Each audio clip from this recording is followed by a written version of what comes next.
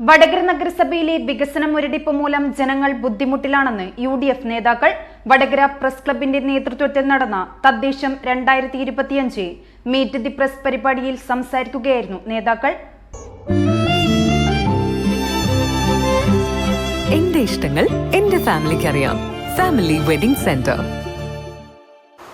ഈ മാസം 11-ാം തീയതി നമ്മുടെ നഗരം ആര് ഭരിക്കണമെന്ന് തീരുമാനിക്കുന്നതിന് വേണ്ടിയുള്ള ഒരു തെരഞ്ഞെടുപ്പ് നടക്കുകയാണ്. അതിൻ്റെ ആ തെരഞ്ഞെടുപ്പിൽ UDF RMBI 32ഓളം സീറ്റ് വടകര നഗരസഭയിൽ പിടിച്ചുകൊണ്ട് കഴിഞ്ഞ 6 പതിറ്റാണ്ടിലേറെയായി CPM നേതൃത്വം നൽകുന്ന LDF ഭരണസമിതിയെ മാറ്റി UDF RMBIയുടെ നേതൃത്വത്തിലുള്ള ഒരു ഭരണസമിതി നിലവിൽ വരുമെന്ന ഒരു ആത്മവിശ്വാസത്തിലാണ് ഞങ്ങളിന്ന് ആദ്യമായി ആമുഖമായി ഇവിടെ സൂചിപ്പിക്കാൻ ആഗ്രഹിക്കുന്നത്. എന്തുകൊണ്ടാണ് ഈ ആത്മവിശ്വാസം?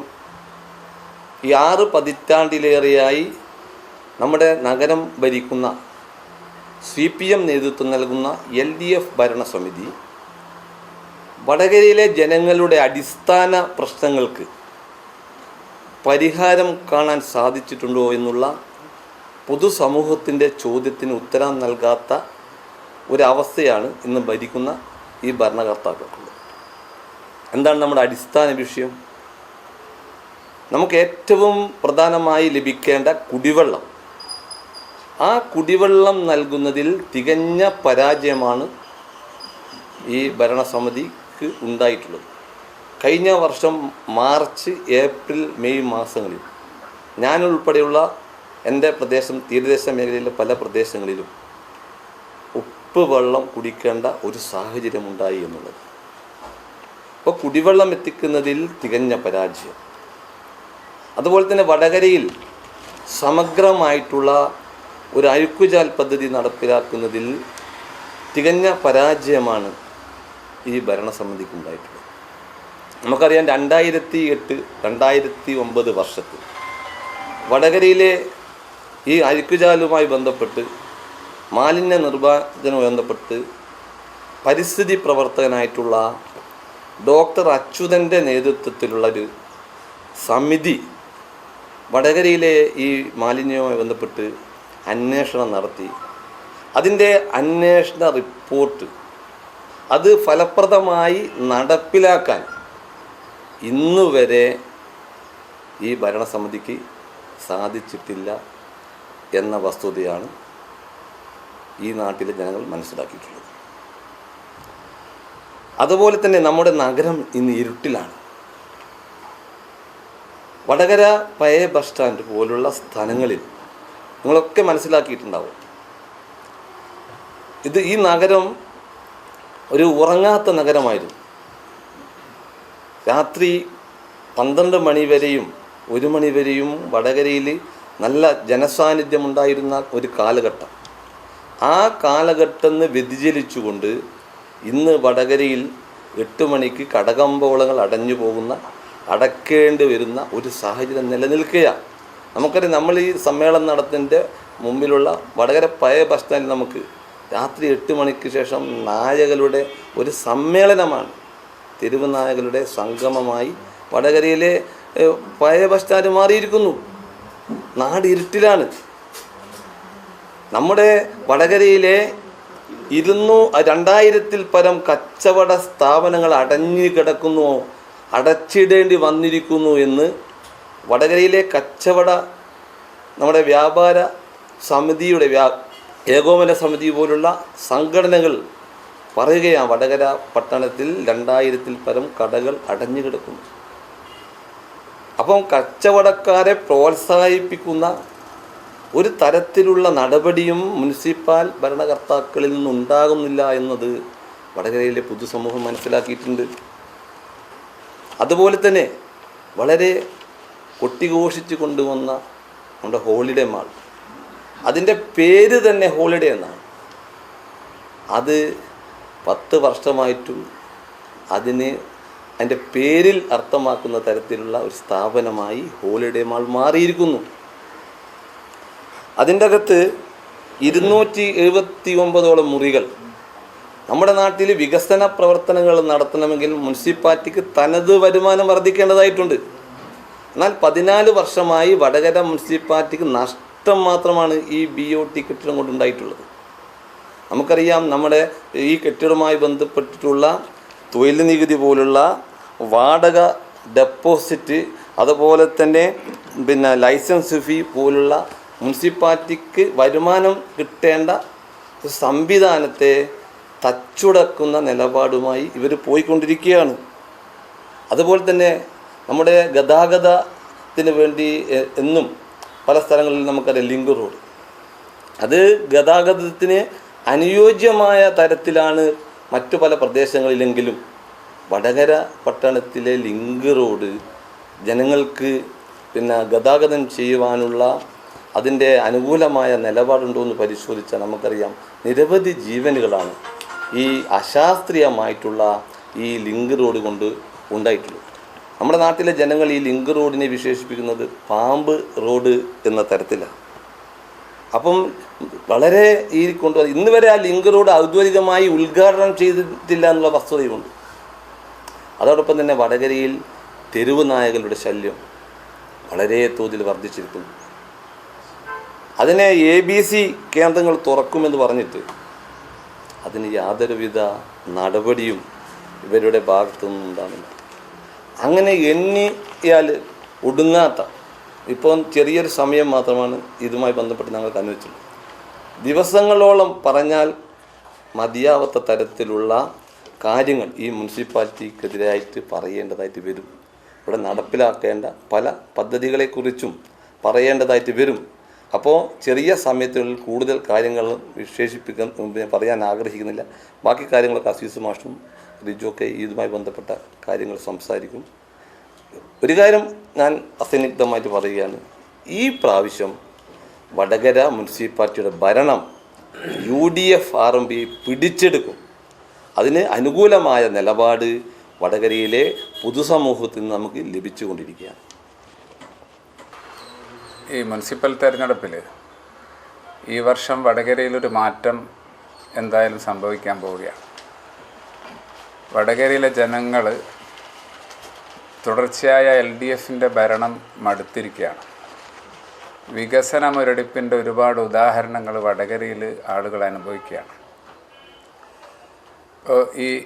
ഇത്രയും കാലത്തെ ഭരണത്തിൻ്റെ നേട്ടമായി ആത്മവിശ്വാസത്തോടെയും അഭിമാനത്തോടെയും തെരഞ്ഞെടുപ്പിനെ നേരിടുമെന്നാണ് LDF പറയുന്നത്. അത്രയും ആത്മവിശ്വാസമുള്ള LDF കഴിഞ്ഞ വാർഡ് വിഭജനത്തിൽ UDFന് അനുകൂലമായ 7ഓളം വാർഡുകൾ അവർക്ക് അനുകൂലമായി മാറ്റാനുള്ള ശ്രമം നടത്തിയിട്ടുണ്ട്. LDFൻ്റെ ആത്മവിശ്വാസത്തിൻ്റെ ഒരു ഉദാഹരണം. കഴിഞ്ഞ ദിവസം മനസ്സിലാക്കിയത്, അവരുടെ പ്രകടന പത്രികയിൽ പറഞ്ഞ 115 വാഗ്ദാനങ്ങളിൽ 109 എണ്ണം പൂർത്തിയായി, ബാക്കി 6 എണ്ണം നടപ്പിലായിക്കൊണ്ടിരിക്കുകയാണെന്ന്. വടകര പഴയ ബസ് സ്റ്റാൻഡ്, പുതിയ ബസ് സ്റ്റാൻഡ് നിർമ്മിച്ചതിന് ശേഷം എന്തെങ്കിലും ഒരു മാറ്റം ഉണ്ടായിട്ടുണ്ടോ? LDFൻ്റെ അജണ്ടയിൽ അതില്ലേ?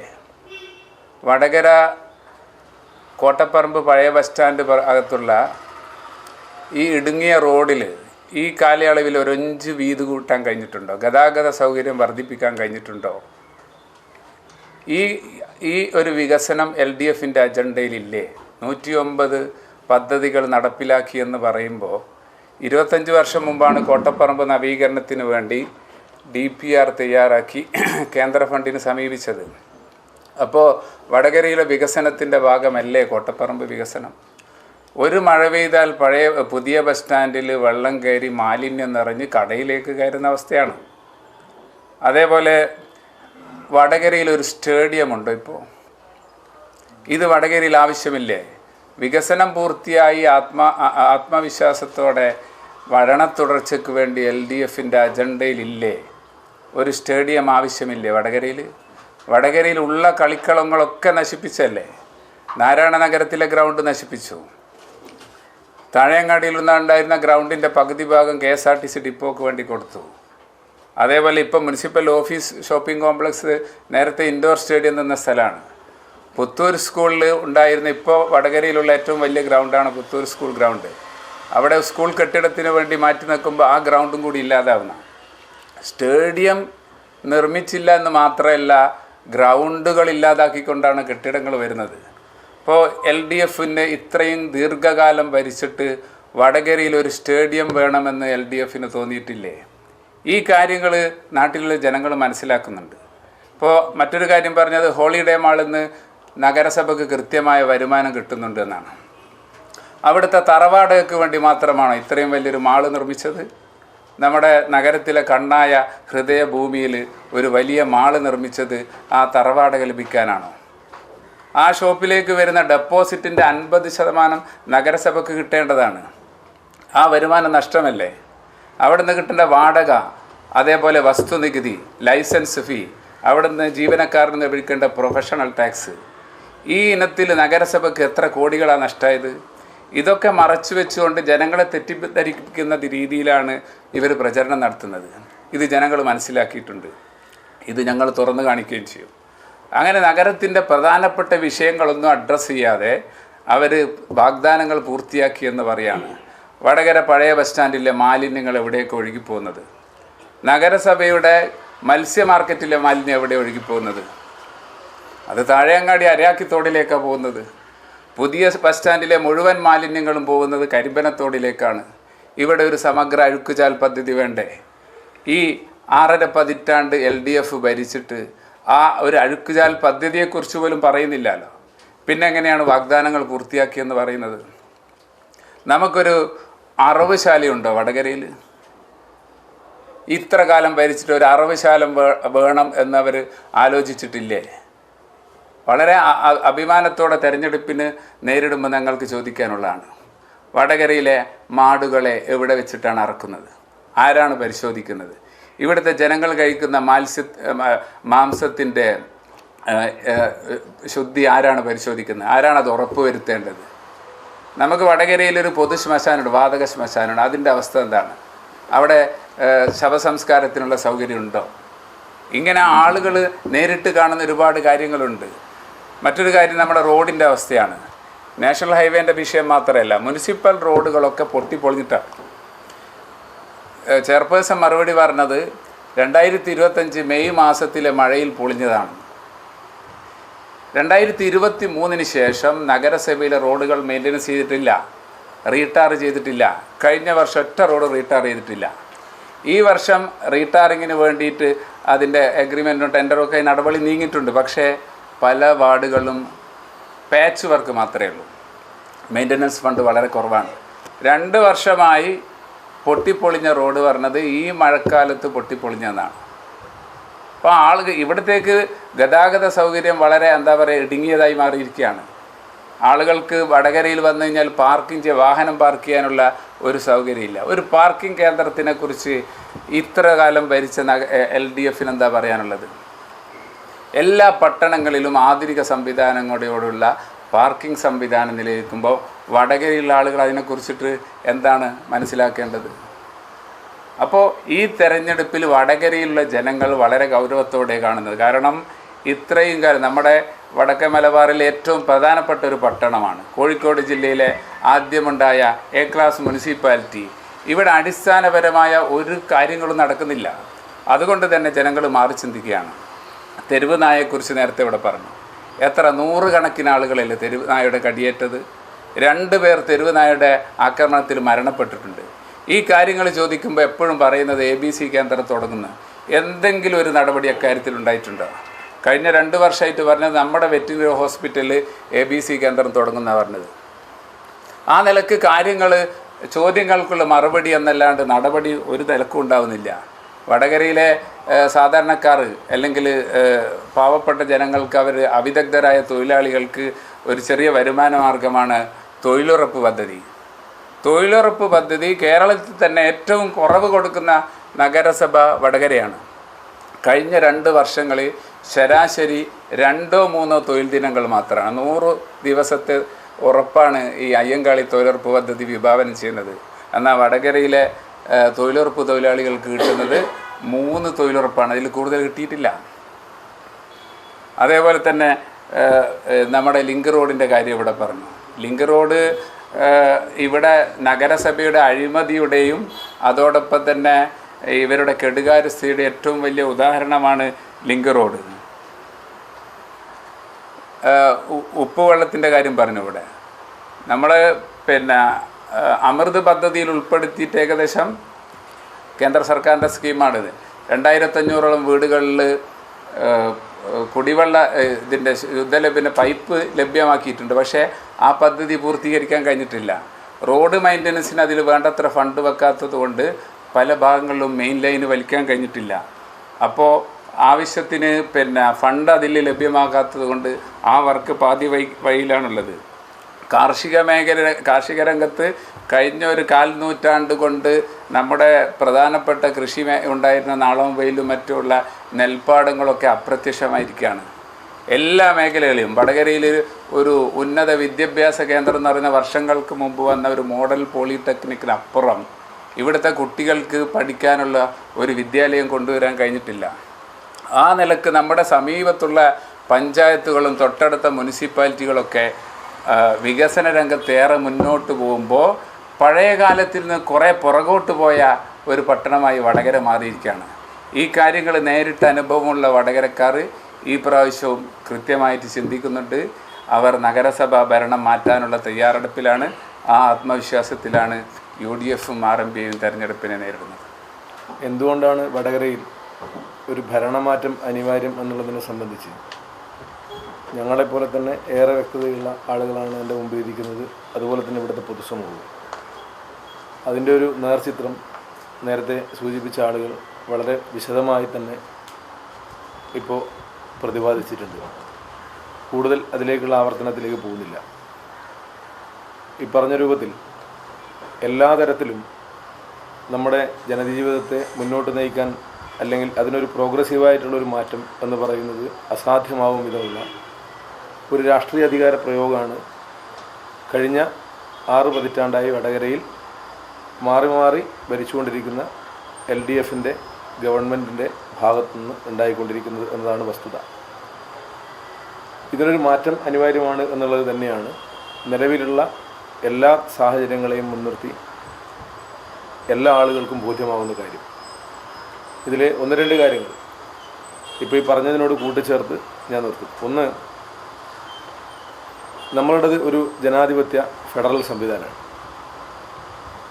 നമ്മളുടെ ഈ ജനാധിപത്യ ഫെഡറൽ സംവിധാനത്തിനകത്ത് എല്ലാ ആളുകൾക്കും സ്വതന്ത്രമായ രാഷ്ട്രീയ പ്രവർത്തനം നടത്തുക, നമ്മളുടെ ഒരു ഫെഡറലിസത്തെ പരിപൂർണമായി ഉപയോഗിക്കുക എന്ന് പറയുന്നതാണ് പലപ്പോഴും ഒരു ജനാധിപത്യ പ്രക്രിയയിൽ ഒരു ഭരണ സംവിധാനത്തെ നിലനിർത്തുന്നത്.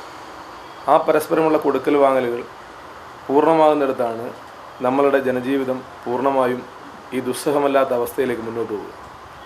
നമ്മൾ കഴിഞ്ഞ 5 വർഷം എടുത്തു നോക്കിക്കഴിഞ്ഞാൽ ഈ രാഷ്ട്രീയ അധികാരത്തിൻ്റെ ധാർഷ്ട്യം കൊണ്ട് നമ്മളുടെ ഒരു ഫെഡറൽ സംവിധാനത്തിൻ്റെ കൃത്യമായ നടത്തിപ്പ് പരിപൂർണമായും ഇല്ലാതായ കാഴ്ച ഇപ്പോൾ ഇവിടുത്തെ ഇതര ജനപ്രതിനിധികളായ MLA ആവട്ടെ, MP ആവട്ടെ, അവരുടെ സാധ്യതകളാവട്ടെ, ഈ സാധ്യതകളെയൊന്നും വടകരയിലെ ജനങ്ങൾക്ക് ഉപയോഗ്യമാക്കാൻ കഴിയും വിധത്തിലുള്ള ഒരു പരസ്പര ധാരണയോടുകൂടിയുള്ള പ്രവർത്തനത്തിന് നേതൃത്വം കൊടുക്കാൻ ഈ ഭരണ സംവിധാനത്തിന് കഴിഞ്ഞിട്ടില്ല.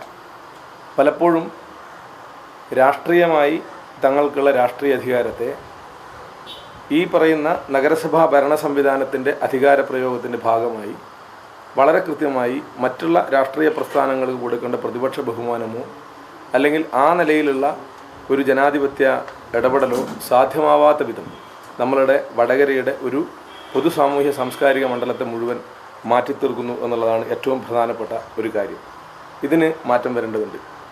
എല്ലാ ആളുകൾക്കും സ്വതന്ത്രമായി പ്രവർത്തിക്കാനും അവരവരുടെ രാഷ്ട്രീയ പ്രവർത്തനങ്ങൾ നടത്താനും കഴിയുന്ന രൂപത്തിലുള്ള ഈ പറയുന്ന രൂപത്തിലുള്ള കൊടുക്കൽ വാങ്ങലുകൾ പരസ്പരം ഉണ്ടാവണം. അതിൽ MLA ഏത് രാഷ്ട്രീയ പാർട്ടിയിൽപ്പെട്ടവരാവട്ടെ, MP ഏത് രാഷ്ട്രീയ പാർട്ടിയിൽപ്പെട്ടവരാവട്ടെ, ഇവരെയെല്ലാം ജനപ്രതിനിധികൾ എന്നുള്ള നിലക്ക് പരസ്പരം ബഹുമാനിക്കുകയും ഇവർ തമ്മിലെല്ലാമുള്ള കമ്മ്യൂണിക്കേഷൻ നല്ല നിലയിലാവുകയും ചെയ്യുന്നിടത്താണ് ജനങ്ങൾക്ക് ഒരു ഭരണകൂടത്തിൻ്റെ ഭാഗത്തു നിന്ന് കിട്ടേണ്ട ഏറ്റവും പുരോഗമനപരമായ എല്ലാ ആശയവിനിമയങ്ങളും അവരുടെ അവകാശങ്ങളും ലഭ്യമാകും. ഇത് കഴിഞ്ഞ 5 വർഷമായി വടകരയിൽ പരിപൂർണമായും നിഷേധിക്കപ്പെട്ടിട്ടുണ്ട്. അതുമായി ബന്ധപ്പെട്ടുകൊണ്ടുള്ള പലതരത്തിലുള്ള രാഷ്ട്രീയമായ ഞങ്ങളുടെ വിയോജിപ്പുകൾ പല ഘട്ടങ്ങളിൽ, പല രൂപത്തിലുള്ള പരിപാടികളിൽ, പല സാഹചര്യങ്ങളിൽ നിങ്ങളോട് തന്നെ നമുക്ക് സംവദിക്കേണ്ടി വന്നിട്ടുണ്ട്. ഇത് ഒരു ശരിയായ രീതിയല്ല.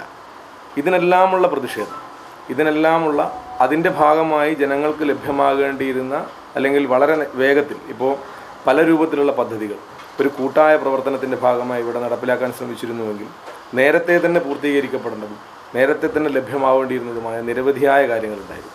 അതിനെല്ലാം തടസ്സം നിൽക്കുന്ന വിധത്തിൽ ഈ ഒരു ഫെഡറൽ സംവിധാനത്തെ തന്നെ തകർക്കും വിധമുള്ള രാഷ്ട്രീയ സമീപനം ഇവരുടെ ഭാഗത്തുനിന്നുണ്ടായിട്ടുണ്ട്.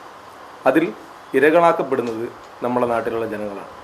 ഇതിനെല്ലാമുള്ള മറുപടിയായി വേണം ഇത്തരം കാര്യങ്ങളെ കാണാൻ. പിന്നെ പ്രധാനമായും ഒന്ന് വിട്ടുപോയത് ഇവിടെയുള്ള അഴിമതിയാണ്. ഈ പറയുന്ന തുടർച്ചയായ രാഷ്ട്രീയ അധികാരം എങ്ങനെയാണ് ഒരു ഭരണ സംവിധാനത്തെ അഴിമതിയിലേക്ക് നയിക്കുന്നതെന്നും ഒരു ധനകേന്ദ്രീകൃതമായ രാഷ്ട്രീയ നിലപാടുകളോ നയനിലപാടുകളോ മാത്രമായി ചുരുക്കുന്നത് എന്നുള്ളതിൻ്റെ ഉദാഹരണവും വടകരയിൽ നമുക്ക് കാണാം. അതിലേറ്റവും പ്രധാനം നമ്മൾ തന്നെ കണ്ടതാണ്.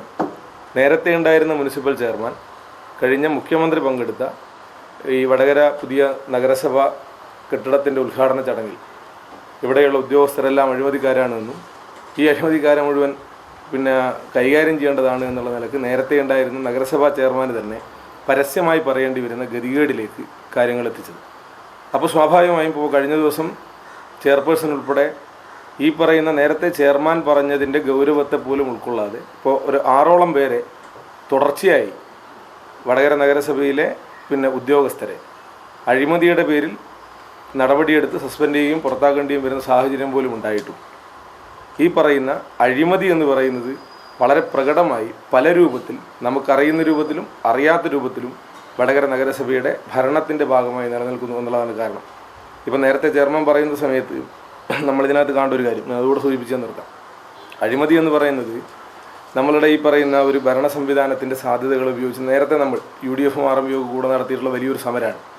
ഇപ്പോൾ വടകരയിൽ വടകരയിൽ മാത്രമല്ല നമ്മളുടെ സർക്കാർ ഉദ്യോഗസ്ഥർ അവരുടെ നിയമനവും ജോലി ചെയ്യുന്നതുമായി ബന്ധപ്പെട്ടുകൊണ്ടെല്ലാം പാലിക്കപ്പെടേണ്ട ഒരു നിയമവും രീതിയും അതിന് ഒരു സംവിധാനമുണ്ട്. പക്ഷേ വടകരയിൽ മാത്രം നമ്മൾ നേരത്തെ ചർച്ച ചെയ്തതുപോലെ ഒരു ഉദ്യോഗസ്ഥന് മാത്രം ഈ പറയുന്ന ചട്ടങ്ങൾക്കെല്ലാം വിരുദ്ധമായി കാലാകാലങ്ങളായി വടകര നഗരസഭയിൽ പോസ്റ്റിംഗ് കൊടുക്കുകയും നിലനിർത്തുകയും വടകരയിലെ സെക്രട്ടറിയും മറ്റു ഉദ്യോഗസ്ഥരെക്കാളുമെല്ലാം മേലെ അവർക്കെല്ലാം മേലെ അവരുടെയെല്ലാം സൂപ്പർ സെക്രട്ടറിയായി പ്രതിഷ്ഠിക്കുകയും നയപരമായ തീരുമാനങ്ങളെല്ലാം എടുക്കുന്നതിൽ ഇത്തരം ചില കേന്ദ്രങ്ങളിൽ നിന്ന് തീരുമാനങ്ങൾ വരികയും ചെയ്യുന്ന സാഹചര്യം. പ്രധാനപ്പെട്ട അഴിമതി എന്ന് പറയുന്നത് അതാണ്.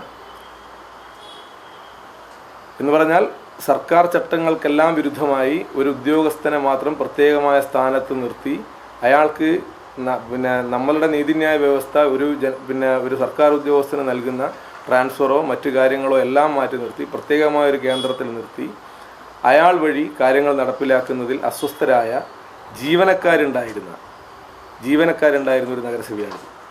അപ്പോൾ ഈ നിലയിൽ എല്ലാ അർത്ഥത്തിലും അങ്ങേയറ്റം ജനവിരുദ്ധമായ ജനാധിപത്യ വിരുദ്ധമായ ഒരു ഭരണ സംവിധാനമാണ് ഇവിടെ നിലനിൽക്കുന്നത്. അതിനെ മാറ്റിമറിക്കാൻ ആവശ്യമായ രൂപത്തിലുള്ള ജനാധിപത്യപരമായ എല്ലാ മനുഷ്യരുടെയും എല്ലാ പൗരന്മാരുടെയും ഒരു ആത്മാഭിമാനത്തോടു കൂടിയുള്ള പോരാട്ടമായിട്ടാണ് ഞങ്ങളിതിനെ കാണുന്നത്. ഇത് കേവലം UDF-ൻ്റെയോ RMB-യുടെയോ വിജയമായിട്ടല്ല ഞങ്ങളിതിനെ കാണുന്നത്. വടകരയിലെ ആത്മാഭിമാനമുള്ള മുഴുവൻ പൗരന്മാരുടെയും ആവശ്യമായിട്ടാണ് ഈ തെരഞ്ഞെടുപ്പിനെ കാണുന്നത്. അത് ഏതെങ്കിലും തരത്തിലുള്ള ഒരു ഭരണമാറ്റം മാത്രമല്ല ഉദ്ദേശിക്കുന്നത്, എല്ലാ നിലയിലുള്ള മാറ്റമാണ്. അതുപോലെ വളരെ പ്രധാനപ്പെട്ട ഒന്നാണ് ഈ ഭിന്നശേഷി വിഭാഗത്തിൽപ്പെട്ട മനുഷ്യരോട് ഇവർ കാണിക്കുന്ന ഏറ്റവും വലിയ അനീതി.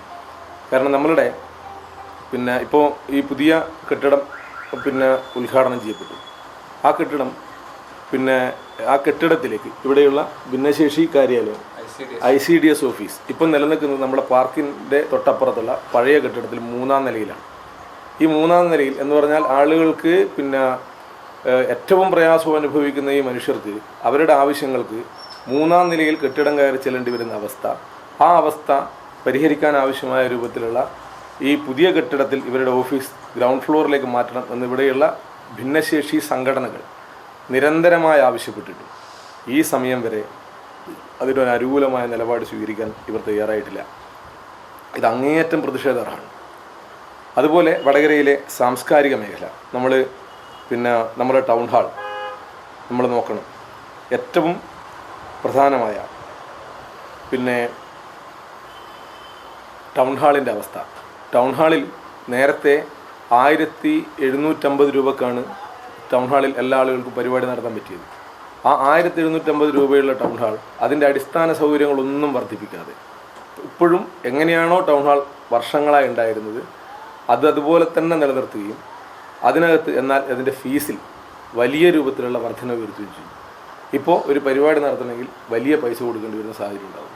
അങ്ങനെ ഏതെല്ലാം മേഖലയിൽ പണമുണ്ടാക്കാം എന്ന് പറയുന്നതല്ലാതെ മനുഷ്യരുടെ ഒരു സാംസ്കാരികമോ സാമൂഹ്യമോ വിനോദപരമോ ആയിട്ടുള്ള യാതൊരു തരത്തിലുള്ള സാധ്യതകൾക്കും എല്ലാവിധത്തിലുള്ള പ്രതിസന്ധി ഉണ്ടാക്കുന്ന രൂപത്തിലാണ്, അല്ലെങ്കിൽ പ്രത്യേകിച്ച് ഒന്നും ചെയ്യാത്ത വിധത്തിലാണ് ഇവിടുത്തെ കാര്യങ്ങൾ മുന്നോട്ട് പോകുന്നത്. അപ്പോൾ ഇതിനെല്ലാമുള്ള ജനാധിപത്യപരമായ വിധിയെഴുത്താവും ഈ തെരഞ്ഞെടുപ്പ് എന്നാണ് ഞങ്ങൾ കാണുന്നത്. 109 ആണെങ്കിൽ നമ്മളിപ്പോൾ ഈ പറഞ്ഞ കാര്യങ്ങൾ ഒരു 110ാമത്തെ കാര്യമായിട്ട് പരിഗണിച്ചാൽ മതി. ബാക്കി 109 ഏതാണെന്നുള്ള അവർ വിശദീകരിച്ചോട്ടെ. 110ാമത്തെ കാര്യമായിട്ട് വടകരയുടെ ഇപ്പോൾ സസ്യസുമായിട്ട് പറഞ്ഞ കാര്യങ്ങളാണ്. ഇനി നമുക്ക് 110 അങ്ങോട്ട് എടുക്കാം. ബാക്കിയുള്ള 109 എന്താണെന്നുള്ള അവർ വിശദീകരിക്കട്ടെ. ഏതെല്ലാം ഈ 1, 2, 3, 4 എന്നുള്ളത് നമുക്ക് മനസ്സിലായിട്ടില്ല. അപ്പോൾ ഇവിടെ പറഞ്ഞ കാര്യങ്ങൾ ഒരു 110ാമത്തെ കാര്യമായിട്ട് പരിഗണിച്ചിട്ട്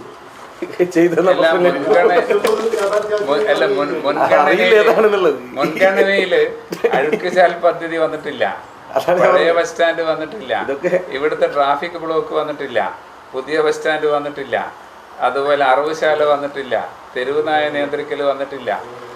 കഴിഞ്ഞ 5 വർഷമായിട്ട് മാർച്ച്, ഏപ്രിൽ, മെയ് മാസങ്ങളിൽ ഉപ്പുവെള്ളമാണ് കയറുന്നത്. അത് പെരിഞ്ചേരിക്കടവ് ഇതിൻ്റെ റെഗുലേറ്റർ കം ബ്രിഡ്ജിൻ്റെ വിഷയമാണ് അതേ സംഗതി പറയുന്നത്. അതിനൊരു ഇടപെടൽ ഉണ്ടായിട്ടില്ല. ഈ 2 വർഷമായിട്ട് അവിടെ ശ്മശാനത്തിൽ സംസ്കാരം നടക്കുന്നില്ല. അപ്പം ബാക്കി ഏതാണ് ഈ 109 എന്ന് അവരാണ് വിശദീകരിക്കുന്നത്. ഇതൊക്കെ 110 ശേഷം മുൻഗണനയിൽ വരേണ്ട കാര്യങ്ങൾ പ്രധാനപ്പെട്ട കാര്യങ്ങളും ഓരോ തെരഞ്ഞെടുപ്പിലും പ്രകടന പത്രികയുടെ പുറഞ്ചട്ടം മാറ്റുക എന്നുള്ള നിലപാട് മാത്രം. അല്ലാണ്ട് മറ്റൊരു കാര്യം പറഞ്ഞത് അവർ ഭവന പദ്ധതി 700 ചില്ലാണ് ആളുകൾക്ക് കൊടുത്തു എന്നാണ്. 2021 ശേഷം നഗരസഭയിൽ PMAYയിൽ ഭവന പദ്ധതിക്ക് അപേക്ഷ പോലും ക്ഷണിച്ചിട്ടില്ല. മുഴുവൻ ആളുകൾക്കും വീട് നൽകിയെന്ന് പറയുന്നത്. 100 കണക്കിന് ആളുകൾ ഈ അപേക്ഷ കാത്തിരുന്നുണ്ട്. എല്ലാ വാർഡുകളിലുണ്ട് എപ്പോഴാണ് അപേക്ഷ ക്ഷണിക്കുക എന്ന് പറയുന്നത്. അപ്പോൾ പൂർണ്ണമായ ആളുകൾക്ക് വീട് നൽകി എന്ന് പറയുന്നത് തെറ്റായൊരു വസ്തുതയാണ്. ഒട്ടേറെ ആളുകൾ ഇപ്പോൾ ഈ 5 വർഷത്തിനിടയിൽ തന്നെ ഓരോ വാർഡിലും 100 കണക്കിന് ആളുകൾ ഈ ഭവന പദ്ധതിയുടെ അപേക്ഷ കാത്തിരിക്കുകയാണ്. PMAY പദ്ധതി ലാസ്റ്റ് അപേക്ഷ ക്ഷണിച്ചത് 2020-ലാണ്. അപ്പോൾ ഈ കാലയളവ്, ഈ ഭരണസമിതിയുടെ കാലയളവിൽ എത്ര വീട് നൽകിയെന്നാണ് പറയുന്നത്? നമ്മൾ പ്രകടന പത്രികയിൽ അത് കൃത്യമായിട്ട് പറഞ്ഞിട്ടുണ്ട്. ലിങ്ക് റോഡിൻ്റെ അവസ്ഥ പഠിച്ചുകൊണ്ട് ആ വളവുകൾ നികർത്തി ആളുകൾക്ക് ഉപയോഗിക്കുന്ന തരത്തിലേക്ക് ലിങ്ക് റോഡ് എങ്ങനെ മാറ്റാൻ പറ്റും എന്നുള്ളത് നമ്മൾ വിദഗ്ധ പരിശോധന നടത്തിയിട്ട് അതിൻ്റെ സാധ്യതകൾ ഉപയോഗിച്ചിട്ട് ചെയ്യും. ഈ 5 വർഷത്തിൻ്റെ ഉള്ളിൽ തന്നെ പൂർത്തിയാക്കും. അതോടൊപ്പം തന്നെ ഈ പഴയ ബസ് സ്റ്റാൻഡ് ഭാഗത്തുള്ള ഈ ഗതാഗതക്കുരുക്കും വ്യാപാരമാന്ദ്യം ബാധിക്കാൻ വേണ്ടി നേരത്തെ തന്നെ പദ്ധതി ഉണ്ടായിരുന്നു. ആ JT റോഡ് കുളത്തിൻ്റെ അവിടെ മുതൽ എടോടി വരെയുള്ള ഒരു റോഡ് വൈഡനിങ്ങും അതുപോലെ കോട്ടപ്പറമ്പ് നവീകരണം. കോട്ടപ്പറമ്പിൽ ഞങ്ങൾ പ്രകടന പത്രികയിൽ കൃത്യമായിട്ട് പറഞ്ഞിട്ടുണ്ട്. മഹാത്മാഗാന്ധി ഉൾപ്പെടെ പ്രസംഗിച്ച ആ കോട്ടപ്പറമ്പ് മൈതാനത്തിൻ്റെ ചരിത്ര പ്രാധാന്യം ഉൾപ്പെടുത്തിക്കൊണ്ട് അവിടെ ഒരു ഗാന്ധി പാർക്ക് സ്ഥാപിക്കുകയും കൗമുദി ടീച്ചറുടെ സ്മാരകം പണിയുകയും അതൊരു ആളുകൾക്ക്, വടകരയിലെ ജനങ്ങൾക്ക് വൈകുന്നേരങ്ങളിൽ വന്നിരിക്കാനും സാംസ്കാരിക പ്രവർത്തനത്തിന് അനുയോജ്യമായ രൂപത്തിലാക്കുകയും പഴയ ബസ് സ്റ്റാൻഡ് നവീകരണത്തിൻ്റെ ഭാഗമായി അവിടെ വലിയൊരു റെഫറൻസ് ലൈബ്രറി സ്ഥാപിച്ചുകൊണ്ട് ഈ ജനങ്ങളെ വടകരയിലേക്ക് ആകർഷിക്കുന്ന തരത്തിലേക്ക് പട്ടണത്തിനെ മാറ്റാനുള്ള വിദഗ്ധമായ ഒരു സംവിധാനമാണ് ഈ UDF RMPI മുന്നോട്ട് പ്രകടന പത്രികയിൽ ഏറ്റവും പ്രധാനമായിട്ട് മുന്നോട്ട് വെക്കുന്നത്. ഇപ്പോൾ ഞങ്ങൾ ആവശ്യപ്പെടുന്നത് ദീർഘകാലം 65 വർഷത്തിലേറെ ഭരണം നടത്തിയ LDFൻ്റെ നേട്ടങ്ങൾ വടകരക്കാർക്ക് ദൃശ്യമാണ്. ഒരവസരം ഞങ്ങൾക്ക് തന്നു കഴിഞ്ഞാൽ 5 വർഷം കൊണ്ട് വിലയിരുത്തുന്ന തരത്തിൽ നമ്മുടെ MLA, MP, സർക്കാർ, സംസ്ഥാന കേന്ദ്ര സർക്കാർ, സംസ്ഥാന സർക്കാരുകളെ എല്ലാ സാധ്യതകളും ഉപയോഗപ്പെടുത്തിക്കൊണ്ട് വടകര പട്ടണത്തെ പഴയകാല പ്രതാപം അതുപോലെ പുതിയ കാലത്തിനനുസരമായ മാറ്റത്തിൻ്റെ തുടക്കം കുറിക്കും. യാതൊരു സംശയവും വേണ്ട. തുടർച്ചയായി അധികാരം കിട്ടുമ്പോൾ ഞങ്ങൾക്കൊന്നും ചെയ്യാനില്ല, സ്വാഭാവികമായിട്ടും വീണ്ടും അധികാരം കിട്ടും എന്നുള്ളൊരു ആലസ്യമാണ് ശരിക്ക് വടകര പട്ടണത്തെ നശിപ്പിക്കുന്നതിൽ ഏറ്റവും പ്രധാനപ്പെട്ട കാര്യം. ഈ 50 വർഷമായിട്ട് ഈ പഴയ ബസ് സ്റ്റാൻഡ് ഇതിൻ്റെ മേൽപ്പാളികൾ പൊളിഞ്ഞു വീഴുന്ന സാഹചര്യം നിങ്ങൾക്ക് അനുഭവപ്പെട്ടിട്ടുണ്ടാവും. 50 വർഷമായിട്ട് യാതൊരു തരം നവീകരണവും ഈ പഴയ ബസ് സ്റ്റാൻഡിനകത്തില്ല. ഒരു ബസ് സ്റ്റാൻഡിന് അപ്പുറത്ത് ഒരു റോഡിൽ വേറൊരു ബസ് സ്റ്റാൻഡ് ഉള്ളത് കേരളത്തിൽ ഒരു നഗരത്തിലുണ്ടാവില്ല. വെൽഫെയർ പാർട്ടിക്ക് വടകരയിൽ വലിയൊരു ശക്തിയായിട്ട് ഞങ്ങൾ മനസ്സിലാക്കുന്നില്ല. വെൽഫെയർ പാർട്ടിക്ക് വടകര മുനിസിപ്പാലിറ്റിയിൽ അത്രയധികം വോട്ട് ബാങ്കുള്ളൊരു സംവിധാനം നല്ലുള്ളത്. അതിൽ വെൽഫെയർ പാർട്ടിയുമായി ബന്ധപ്പെട്ടുകൊണ്ട് പിന്നെ ഒരു പൊളിറ്റിക്കൽ ഡിസ്കഷൻ കേരളത്തിൽ എല്ലാ മേഖലയിലും നടക്കുന്നുണ്ട്. അതിപ്പം വെൽഫെയർ പാർട്ടി UDFന് പിന്തുണ കൊടുക്കാൻ തീരുമാനിച്ചതുമായി ബന്ധപ്പെട്ടുകൊണ്ടാണ് ഈ ചർച്ച കേരളത്തിൽ ഉയർന്നു വന്നത്. വെൽഫെയർ പാർട്ടി അല്ലെങ്കിൽ ജമാഅത്തെ ഇസ്ലാമി ഇന്നോ ഇന്നലെയോ ഉണ്ടായ ഒരു സംവിധാനമൊന്നുമല്ലല്ലോ. വളരെ നേരത്തെ ഉണ്ട്. വളരെ നേരത്തെ തന്നെ വെൽഫെയർ പാർട്ടി അവരുടെ രാഷ്ട്രീയ നിലപാടുകൾ സ്വീകരിച്ചിട്ടുണ്ട്. അതിൽ നിന്നെല്ലാം വ്യത്യസ്തമായി വെൽഫെയർ പാർട്ടിയുമായി ബന്ധപ്പെട്ടുകൊണ്ടുള്ള രാഷ്ട്രീയ ചോദ്യങ്ങൾ ഉയർന്നു വരുന്നത് വെൽഫെയർ പാർട്ടി വ്യത്യസ്തമായൊരു രാഷ്ട്രീയ നിലപാട് സ്വീകരിച്ചു എന്നുള്ളതാണ്. കഴിഞ്ഞ കാലങ്ങളിൽ വ്യത്യസ്തമായി വെൽഫെയർ പാർട്ടി ഇതുവരെ ഞാൻ മനസ്സിലാക്കിയെടുത്തോളം UDFൻ്റെ മുന്നണിയല്ല, അല്ലേ? അല്ല, UDFൻ്റെ മുന്നണിയല്ല. നിലവിലുള്ള ഒരു ഇന്ത്യൻ സാഹചര്യത്തിൽ എനിക്ക് തോന്നുന്നത് പിന്നെ വെൽഫെയർ പാർട്ടി ഉൾപ്പെടെ ഒരു ജനാധിപത്യ മതനിരപേക്ഷ കക്ഷികൾ രാജ്യത്ത് നിലനിൽക്കണം എന്ന ബോധ്യത്തിൻ്റെ അടിസ്ഥാനത്തിലാവാം അവരങ്ങനെ ഒരു നിലപാട് സ്വീകരിച്ചത് എന്നാണ് രാഷ്ട്രീയമായി നമ്മൾ മനസ്സിലാക്കുന്നത്. നിലവിലിവിടെയും RMPയും UDFും ചേരുന്ന RMPയും നിലവിൽ UDFൻ്റെ മുന്നണിയല്ല, ഞങ്ങളും സ്വതന്ത്രമായി നിൽക്കുകയാണ്. അപ്പോൾ RMP നിൽക്കുന്ന സ്പേസിൽ പോലും വെൽഫെയർ പാർട്ടി നിലവിലും UDFൻ്റെയോ ഈ തെരഞ്ഞെടുപ്പ് സംവിധാനത്തിൻ്റെയോ ഭാഗമല്ല. അങ്ങനെയാണെങ്കിൽ അത് തുറന്നു പറയാം. അതൊരു നയപരമായ പ്രശ്നമാണ്. വടകര മുനിസിപ്പാലിറ്റിയിൽ മാത്രം ഉണ്ടായ പ്രത്യേകമായ സാഹചര്യമല്ല. RSS അതുപോലെ SDPI ഉൾപ്പെടെയുള്ള തീവ്ര മത ഗ്രൂപ്പുകൾ ഒഴികെ മതേതര ബോധം ഉയർത്തിപ്പിടിക്കുന്ന മുഴുവൻ മനുഷ്യരും ചേർന്ന് നിൽക്കേണ്ട ഒരു രാഷ്ട്രീയ സാഹചര്യമാണ് രാജ്യത്തുടനീളം നിൽക്കുന്നതെന്നാണ് രാഷ്ട്രീയമായി നമ്മൾ മനസ്സിലാക്കുന്നത്. സ്വാഭാവികമായിട്ടും അതിനെ അങ്ങനെ കണ്ടാൽ ഇപ്പോൾ വെൽഫെയർ പാർട്ടിക്ക് പ്രത്യേകമായ പിന്തുണയില്ല. അപ്പോൾ ഫൗസിയ ടീച്ചർ വെൽഫെയർ പാർട്ടിയുടെ പ്രവർത്തകയാണെന്നുള്ള കാര്യം തർക്കമില്ല. അവരവിടെ സ്വതന്ത്രമായി മത്സരിക്കുന്നു. സ്വാഭാവികമായിട്ടും അവർക്ക് UDF പിന്തുണ കൊടുക്കുന്നു. അതിനങ്ങനെ കാണേണ്ടതുള്ളൂ. വെൽഫെയർ പാർട്ടിയുമായി വേറെ തരത്തിലുള്ള പ്രത്യേകമായ രാഷ്ട്രീയ ധാരണ ഉണ്ടാക്കാൻ മാത്രമുള്ള ഒരു പൊളിറ്റിക്കൽ ഫോഴ്സാണ് വടകരയിൽ എന്നുള്ള നിലക്ക് നമ്മളതിനെ കാണുന്നില്ല.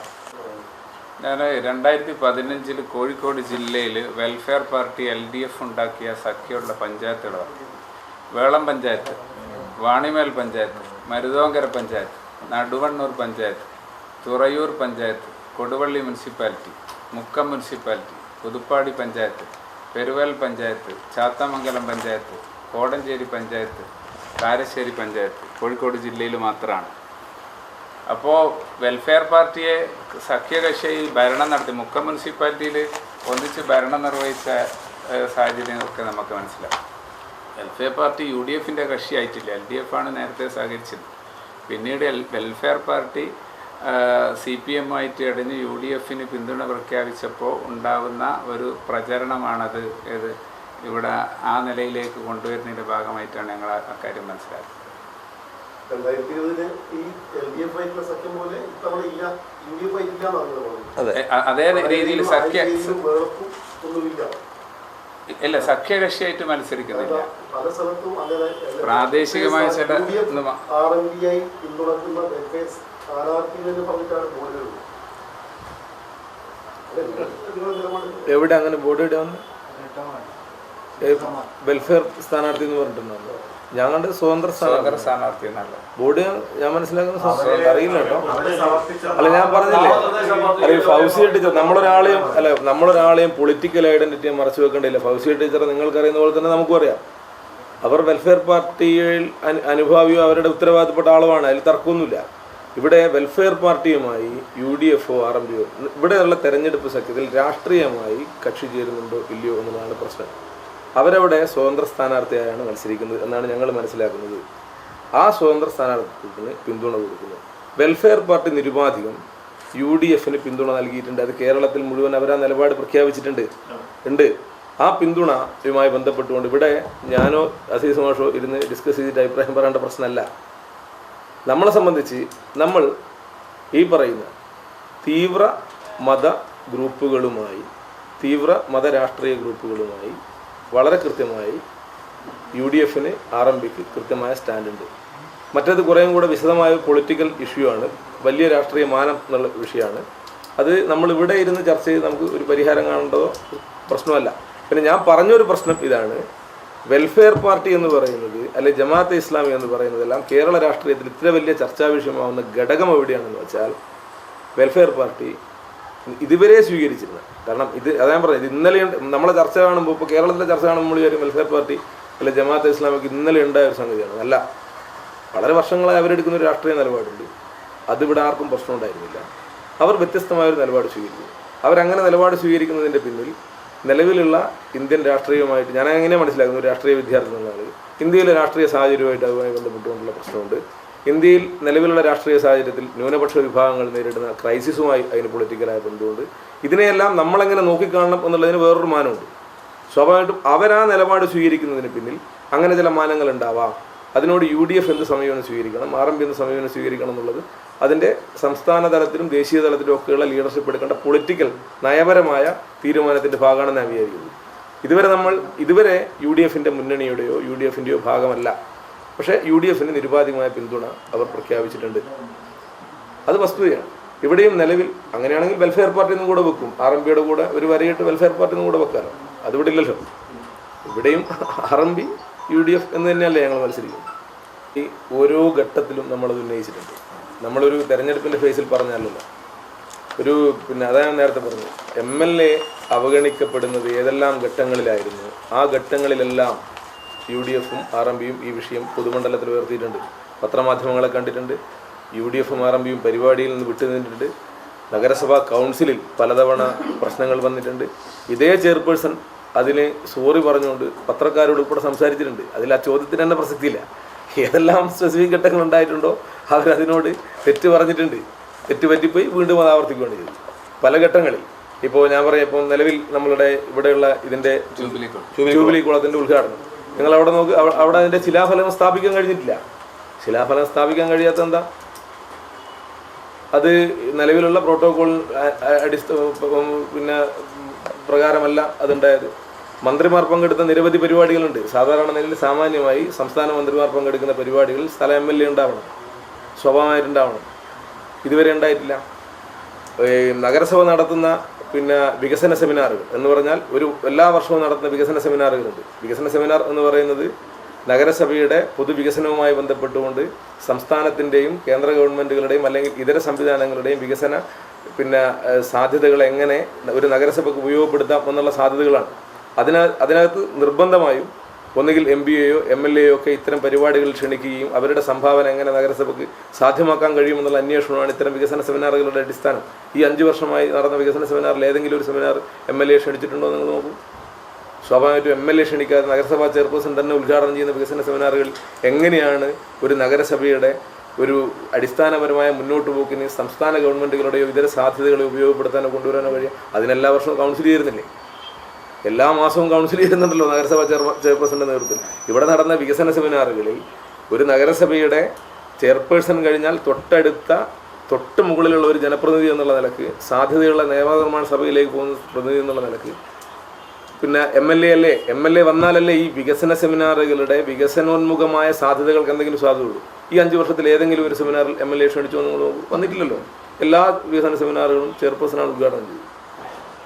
ഇതിൽ കൂടുതൽ എന്താണ് സ്പെസിഫിക്കേഷൻ?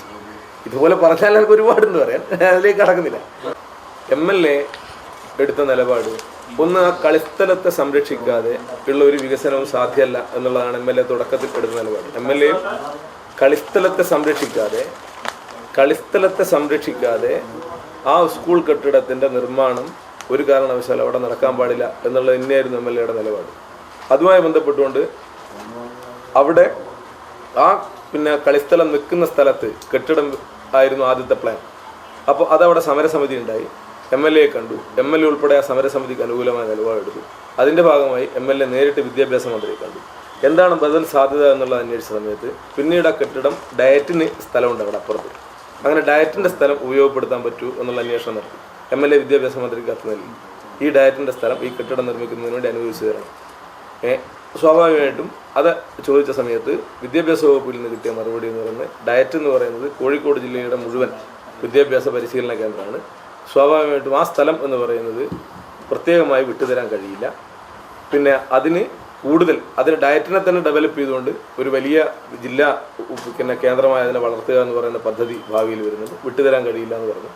അങ്ങനെ 2-3 ഘട്ടങ്ങളിലായി ഉദ്യോഗസ്ഥരെയും ഈ സൊസൈറ്റിയുടെയും അതുപോലെ വിദ്യാഭ്യാസ വകുപ്പിൻ്റെയും എല്ലാ യോഗങ്ങളും വിളിച്ചു ചേർത്തു.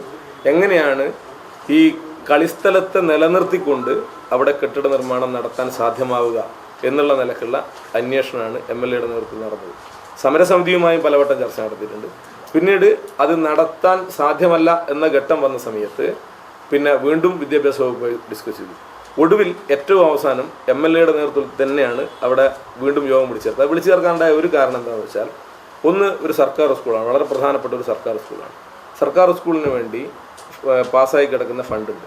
പുത്തൂർ സ്കൂളിനെ സംബന്ധിച്ച് അവിടെ എല്ലാ വർഷവും കുട്ടികൾ ചേരാൻ വന്നിട്ട് സീറ്റില്ലാതെ, പഠന സൗകര്യമില്ലാതെ, ക്ലാസ് റൂമുകളില്ലാതെ, കുട്ടികളെ ചേർക്കാൻ കഴിയാതെ മടങ്ങിപ്പോകുന്ന അവസ്ഥയാണ്. ഒരു സർക്കാർ സ്കൂൾ നിലനിൽക്കുകയും ആ സർക്കാർ സ്കൂളിൽ പരമാവധി കുട്ടികൾ എത്തിച്ചേരുകയും ചെയ്യുക എന്ന് പറയുന്നതാണ് പൊതുവേ ഉണ്ടാവേണ്ട ഒരു കാഴ്ചപ്പാട് എന്നുള്ള നിലക്കാണ് നമ്മളതിനെ കണ്ടത്. അപ്പോൾ ഈ ബിൽഡിങ്ങിന് വേണ്ടി അനുവദിച്ച ഫണ്ട് ലാപ്സായി പോകാൻ പാടില്ല, എന്നാൽ അതേസമയം കളിസ്ഥലം നഷ്ടപ്പെടാനും പാടില്ല. ആ നിലയിൽ എൻജിനീയേഴ്സുമായി എല്ലാം ചർച്ച നടത്തി. അങ്ങനെ കളിസ്ഥലത്തിന് വലിയ രൂപത്തിൽ കേടുപാട് സംഭവിക്കാത്ത വിധം കെട്ടിട നിർമ്മാണം നടത്താം എന്നുള്ള നിലക്ക് അതിനെ പുനരാലോചിച്ചു. ആ കളിസ്ഥലത്തെ കൂടുതൽ സംരക്ഷിക്കുന്ന തരത്തിൽ ഉള്ള നിലപാടെടുത്തിട്ടാണ് ഇപ്പോൾ ആ കെട്ടിട നിർമ്മാണം, അത് സമരസമിതിയെയും കൂടെ ബോധ്യപ്പെടുത്തിയിട്ടാണ്, അവരുമായിട്ട് പലവട്ടം ചർച്ച നടത്തിയത്. അത് സമരസമിതിക്ക് ബോധ്യപ്പെട്ടോ ഇല്ലയോ എന്നുള്ള കാര്യത്തിൽ പല തർക്കങ്ങളുണ്ടാവാം. പക്ഷേ ഇങ്ങനെയാണ് ആ കെട്ടിട നിർമ്മാണത്തിന് ഈ പറയുന്ന ഈ പ്രോസസ്സുകളെല്ലാം ഇതിനിടയിൽ നടന്നിട്ടുണ്ട്. ഇപ്പം നിലവിൽ കാരണം 2 പ്രശ്നമാണ് നമ്മുടെ മുമ്പിൽ വന്നത്. ഒന്നൊരു ഗവൺമെൻറ് സ്കൂളാണ്. ആ ഗവൺമെൻറ് സ്കൂളിൻ്റെ വികസനം എന്ന് പറയുന്നത് നാടിൻ്റെയും ഭാവിയുടെയും വികസനമാണ്. അവിടെ പിന്നെ പഠന നിലവാരം കൊണ്ട് തന്നെ കുട്ടികൾ അവിടെ നിരന്തരമായി വന്ന് ചേർന്ന് അവസാനം അഡ്മിഷൻ ക്ലോസ് ചെയ്ത് കുട്ടികൾക്ക് ചേരാൻ പറ്റാത്ത സാഹചര്യം ഉണ്ടാവും. ക്ലാസ് റൂമുകൾ ഇല്ലാത്ത അവസ്ഥ ഉണ്ടാവും. സ്വാഭാവികമായിട്ട് ഒരു പൊതുവിദ്യാലയം എന്നുള്ള നിലക്ക് ആ സ്കൂളിന് സർക്കാർ അനുവദിച്ച ഫണ്ട് ലാപ്സായിക്കൂടാ എന്നുള്ളൊരു സ്റ്റാൻഡ് അവിടെ ഉണ്ട്. എന്നാൽ ഒരു കളിസ്ഥലം എന്നുള്ള നിലക്ക് അത് നഷ്ടപ്പെട്ടുകൂടാ എന്നുള്ള അവസ്ഥയുണ്ട്. അപ്പോൾ സ്വാഭാവികമായും ഈ നിലയിലാണ് MLA ഉൾപ്പെടെ അതിനകത്ത് സ്റ്റാൻഡ് എടുത്തിട്ടുള്ളത്. അതിനകത്ത് പലപ്പോഴും പിന്നെ ഞാനതിലേക്ക് കടക്കുന്നില്ല. ഈ 2 തരം ഗെയിമുകൾ ഇതിനകത്തും പല ഘട്ടങ്ങളിൽ നടത്തിയിട്ടുണ്ട്. MLA ആണ് ഇത് പിന്നെ കൊണ്ടുവരുന്നത്, നടപ്പിലാക്കുന്നു, കളിസ്ഥലം ഉണ്ടാക്കുന്നു ഒക്കെ പറഞ്ഞിട്ടുള്ള ചർച്ചകൾ പല ഘട്ടത്തിലും. അതിലേക്ക് ഞാൻ പോകുന്നില്ല, അങ്ങനെ ഒരു രാഷ്ട്രീയ തർക്കത്തിലേക്ക് ഞാൻ പോകുന്നില്ല. സത്യത്തിൽ ഇത് രണ്ടും ആവശ്യമാണ് എന്നുള്ളതാണ് ഒരു പ്രശ്നം. അവിടെ കളിസ്ഥലം നഷ്ടപ്പെടില്ല. കളിസ്ഥലത്തിൻ്റെ ചെറിയ ഭാഗം ഇപ്പോൾ ഈ കെട്ടിട നിർമ്മാണത്തിന് വേണ്ടി എടുത്തിട്ടുണ്ട്. അത് പരമാവധി എടുക്കാതിരിക്കാൻ ഡയറ്റിൻ്റെ സ്ഥലത്തിന് വേണ്ടി വലിയ ശ്രമം MLA നടത്തിയിട്ടുണ്ട്. പലവട്ടം വിദ്യാഭ്യാസ മന്ത്രിയുമായിട്ട് തന്നെ നേരിട്ട് കണ്ട് സംസാരിച്ചിട്ടുണ്ട്. പക്ഷേ അത് സാധ്യമല്ലാത്ത ഘട്ടം വന്നപ്പോൾ പൊതുവിദ്യാലയം എന്നുള്ള നില സ്കൂൾ നിലനിൽക്കേണ്ടതുണ്ട്, ഇതും നിലനിൽക്കേണ്ടതുണ്ട്. ഇനി ആ കളിസ്ഥലം വികസിപ്പിക്കാനുള്ള സാധ്യത എന്താണോ അത് ഭാവിയിൽ കൂടുതൽ സ്ഥലം ആവശ്യമെങ്കിൽ അതും ചെയ്യും. MLA തുടരുക. കളിക്കളം മാറ്റിയിട്ട് എന്നുള്ള ഗവേഷണം നടത്തുന്നവരാണ് മുനിസിപ്പാലിറ്റി ഭരിക്കുന്നത്. കാരണം നമ്മളിപ്പോൾ മുനിസിപ്പൽ ഷോപ്പിംഗ് കോംപ്ലക്സ് വന്ന ആ സ്ഥലം മുമ്പ് വടകരയിൽ ഫെഡറേഷൻ കപ്പ് വോളിബോൾ നടന്ന സ്ഥലം, വടകരയിലെ ഒരു നല്ലൊരു കളിസ്ഥലമായിരുന്നു ഒന്ന്. രണ്ടാമതിപ്പം BOT കെട്ടിടം വന്ന സ്ഥലമുണ്ടല്ലോ, അവിടെയും ഈ കെട്ടിടം വന്ന് 10 വർഷമായിട്ട് അവിടെയും വലിയൊരു കളിസ്ഥലം. അപ്പോൾ കളിസ്ഥലം എങ്ങനെ മാറ്റി അവിടെ എങ്ങനെയൊക്കെ കെട്ടിടങ്ങൾ വെറുതെ കെട്ടിടങ്ങൾ പണിയാമെന്ന നിലവാരത്തിൽ അതിന് ഗവേഷണം നടത്തുന്നവരാണെന്നാണ്. ഈ 2ാം വാർഡിൽ പിന്നെ ഫൈസൽ മാസ്റ്റർ എന്ന് പറയുന്ന ഒരാൾ ഒരു CPMൻ്റെ റബൽ മത്സരിക്കുന്നു. അത് മനസ്സിലായിട്ടുണ്ടോ? CPMൻ്റെ റബലായിട്ട് അവിടെ 2ാം വാർഡിൽ ഫൈസൽ മാസ്റ്റർ, അവിടെ ചോളമ്പയിലുള്ള അവിടെ പാർട്ടിയുടെ ഫേസ്ബുക്കിലൊക്കെ അദ്ദേഹത്തിൻ്റെ പാർട്ടി പ്രവർത്തനത്തെ രീതിയെക്കുറിച്ചും അയാളുടെ പാർട്ടിയുടെ നിലപാടിനെക്കുറിച്ചും അയാൾ CPM ആണെന്ന് വ്യക്തമാക്കുന്ന ഒരുപാട് കാര്യങ്ങളുണ്ട്. അവിടെ CPM ആണ്, അതായത് CPIക്ക് അവിടെ സീറ്റ് കൊടുത്തപ്പോൾ ആ CPIക്ക് കൊടുത്ത സീറ്റ് വാർത്ത ചില കേരളവുമായി ബന്ധപ്പെട്ട ചില സമരങ്ങളുമായിട്ടൊക്കെ ബന്ധപ്പെട്ടുകൊണ്ട് ഇന്ന് മത്സരിക്കുന്ന സ്ഥാനാർത്ഥിക്കെതിരായിട്ടുള്ള ഒരു നീക്കം അവിടെ CPMൻ്റെ ഭാഗത്ത് ഉണ്ടായി. 2 ബ്രാഞ്ച് കമ്മിറ്റികൾ അവിടെ ഉണ്ടായിട്ടുണ്ട് എന്നുള്ള ഒരു കാര്യം ഇവിടെ സൂചിപ്പിക്കണം. ആദ്യത്തെ പദ്ധതിയാണ് ജനങ്ങൾക്ക് ഏറ്റവും ശുദ്ധമായ ജലം കൊടുക്കുന്നതായിരിക്കും. കുടിവെള്ള വിതരണം നിലവിലുള്ള പ്രതിസന്ധികളെ മറികടന്ന് കാര്യക്ഷമമാണ്. അതാണ് ഏറ്റവും പ്രധാനം. ഞങ്ങൾ UDF ഭാഗത്തുനിന്നും അതുപോലെ RMPയുടെ ഭാഗത്തുനിന്നും മത്സരിക്കുന്ന സ്ഥാനാർത്ഥികൾ പരിണിത പ്രജ്ഞരാണ്. അവരെന്തുകൊണ്ട് ആ പ്രദേശത്തും വളരെ ജനകീയ ബന്ധമുള്ളവരാണ്. നല്ല ഒരു പൗരബോധമുള്ള ആളുകളെയാണ് ഈ പ്രാവശ്യം നമ്മൾ സ്ഥാനാർത്ഥിയാക്കിയിട്ടുള്ളത്.